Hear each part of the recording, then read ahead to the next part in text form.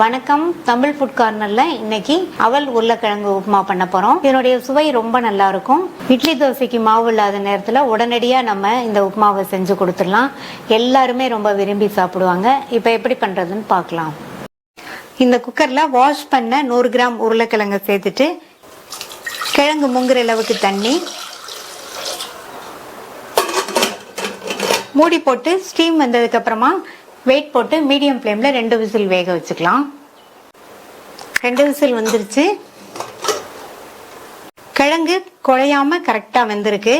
இந்த அளவுக்கு வேக வச்சுக்கணும். அப்புறமா நம்ம எண்ணெயில வதக்கும் போது கரெக்டா இருக்கும். இப்ப இதை வெளியில எடுத்து வச்சு ஆறுனதுக்கு அப்புறமா தோல் உரிச்சு சின்ன சின்ன பீசஸா கட் பண்ணி வச்சுக்கலாம். 1 கப் திக்கான அவல் எடுத்திருக்கேன். இதை இந்த பவுல்ல சேர்த்துட்டு இதை 2 தடவை வாஷ் பண்ணிக்கலாம். வாஷ் பண்ணிட்டு தண்ணியெல்லாம் வடிச்சாச்சு. இந்த அவலை 10 நிமிஷம் ஊற வச்சுக்கலாம். அவல் 10 நிமிஷமா நல்லா ஊறிடுச்சு. நல்லா சாஃப்டா இருக்கு பாருங்க. நான் திக்கு அவளுங்கிறதுனால 10 நிமிஷம் ஊற வச்சேன். லேஸ் அவல்னா நீங்க ஊற வைக்கணுங்கிற அவசியம் கிடையாது. ஒருவேளை நீங்க லேஸ் அவல் எடுத்தீங்கன்னா அதை வாஷ் பண்ணிட்டு தண்ணியை கம்ப்ளீட்டா வடிச்சிட்டு உடனே நீங்க உப்புமா செய்ய ஸ்டார்ட் பண்ணிடலாம். இந்த பேன்ல 1.5 டேபிள் ஸ்பூன் எண்ணெய் சேர்க்கிறேன். எண்ணெய் சூடாயிடுச்சு. அதுல 1 டீஸ்பூன் கடுகு பொரிஞ்சதும் இதுல 2 டீஸ்பூன் கடலைப்பருப்பு, 2 டீஸ்பூன் உளுந்து சேர்த்துக்கலாம். இப்ப பருப்போட கலர்லாம் மாறி வந்துருச்சு. 1 டேபிள் ஸ்பூன் வேர்க்கடலை சேர்த்துட்டு இதையும் லைட்டா வறுத்து விட்டுக்கலாம். நான் வறுத்த வேர்க்கடலை தான் சேர்த்திருக்கேன். அடுத்து 1/2 இன்ச் அளவுள்ள இஞ்சியை நல்லா குட்டி குட்டியா கட் பண்ணி சேர்த்துக்கலாம். கூடவே 2 பச்சை மிளகாய், கறிவேப்பிலை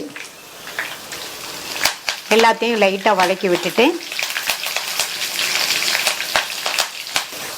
வேக வச்சு தோல் உரிச்சு கட் பண்ணி வச்ச இந்த உருளைக்கிழங்கை சேர்த்துட்டு எண்ணெயிலேயே இந்த உருளைக்கிழங்கை நல்லா ரோஸ்ட் பண்ணிக்கணும்.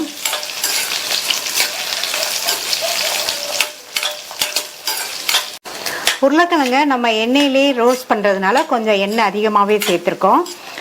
இந்த உருளைக்கிழங்கு நல்லா ரோஸ்ட் ஆனதுக்கு அப்புறம் தான் நம்ம வெங்காயம் சேர்க்கணும். ஃபர்ஸ்டே வெங்காயம் சேர்த்தோம்னா வெங்காயத்துல நீர்ச்சத்து இருக்கிறதுனால இந்த உருளைக்கிழங்கு நல்லா ரோஸ்ட் ஆகாது. உருளைக்கிழங்க குழையாம கரெக்டா வேக வச்சாதான் இந்த மாதிரி நம்ம ரோஸ்ட் பண்றதுக்கு சரியா இருக்கும். அதனால குழையாம வேக வச்சுக்கோங்க. இப்ப கிழங்கு நல்ல எண்ணெயிலே ரோஸ்ட் ஆயிடுச்சு. அடுத்து இதுல 1/4 டீஸ்பூன் மஞ்சள் தூள் சேர்த்துட்டு இது கூட ஒரு மீடியம் சைஸ் வெங்காயத்தை இந்த மாதிரி பொடியா கட் பண்ணி சேர்த்துக்கலாம். நம்ம சேர்த்த வெங்காயத்துக்கும் உருளைக்கிழங்குக்கும் மட்டும் தேவையான அளவு உப்பு சேர்த்துக்கலாம்.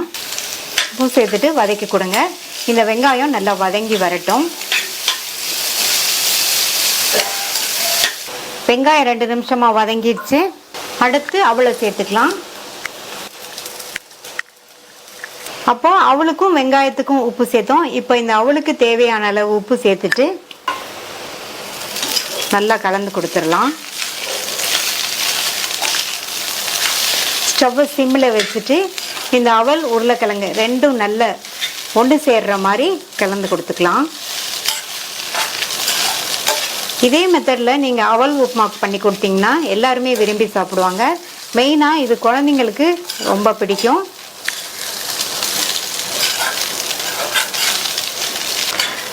இட்லி தோசைக்கு பதில் இந்த அவல் உப்புமாவை நம்ம ரொம்ப ஈஸியா வேகமா செஞ்சு கொடுத்துடலாம்.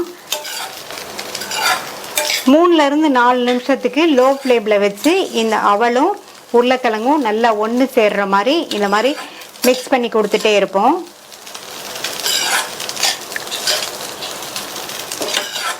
இப்போ 3 நிமிஷமா நல்லா மிக்ஸ் பண்ணியாச்சு. நம்ம பிளைனா அவல் உப்புமா பண்றதோட இந்த மாதிரி உருளைக்கிழங்கு சேர்த்து பண்ணி கொடுத்தோம்னா டிஃபரெண்டான டேஸ்ட்ல ரொம்ப நல்லா இருக்கும். எஸ்பெஷலி குழந்தைங்க நல்லா விரும்பி சாப்பிடுவாங்க. அடுத்து இதுல பொடியா கட் பண்ண கொத்தமல்லி இலைகளை சேர்த்துட்டு நல்லா ஒரு தடவை மிக்ஸ் பண்ணி விட்டுட்டு ஸ்டவ் ஆஃப் பண்ணிடலாம்.